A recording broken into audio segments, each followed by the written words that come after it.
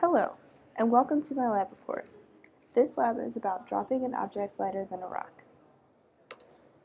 Like the last lab report, I will be using Newton's second law in the form final velocity equals initial velocity plus the net force divided by the mass times delta t. Except instead of a net force of 0, the net force is equal to the weight times the unit vector plus the drag force. However, we will be not including the drag force at first. In my lab, I dropped a ping pong ball, which resulted in the position versus time graph that is about to be shown.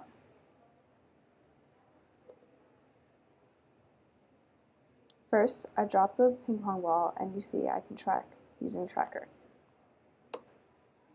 This results in this predicted graph, or observed graph, not predicted. Next, I calculated the predicted values. I started with the initial conditions of the ball's mass at 0.0027 kilograms and the position of the ball at 0.07, negative 0.0010.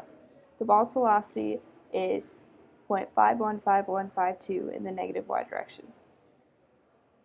The change in time is 0.033, also known as delta t. The gravitational proportionality constant is 9.8, and the unit vector for the y-axis is 0, 1, 0. The constant b for magnitude of the drag force is equal to 0 at this time. We do not use it yet. Within the calculation loop, we calculate the weight by multiplying negative ball mass times gravity times the unit vector. As you can see, we also have a formula for calculating the drag force, negative b times magnitude of 2, or magnitude squared of the ball's velocity times j hat. However, we do not use this yet, and since b value is 0, f net just equals the w part. As you can see, the predicted velocity is a lot faster than the actual velocity. That's because we don't account for the drag force. Now, we use our formula with drag force and must find a v value so that the final y position of the predicted occurrence is the same as the final y position of the actual occurrence.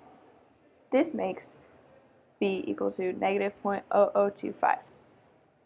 Once we find b, the actual and predicted values, or predicted with drag values, are exactly the same.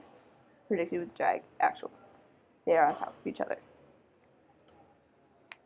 Dropping an object.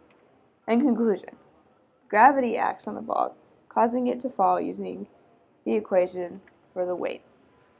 Drag also slows down the object, making it not reach terminal velocity. Adding these two forces together gives us the net force. So, what does this all mean? Well, the slope of the position versus time graph represents velocity. The original predicted velocity is steeper than the actual predicted velocity with drag, meaning the velocity is faster than the drag faster. The drag force slows down the velocity. What velocity predicts terminal velocity in our model?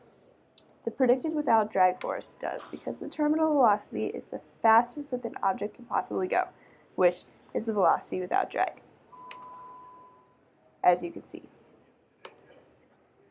So, what if? What if the object was thrown downwards instead of being dropped? Well, the terminal velocity is the same because the terminal velocity for any object doesn't change. However, the acceleration to get to the terminal velocity is faster because it's being thrown.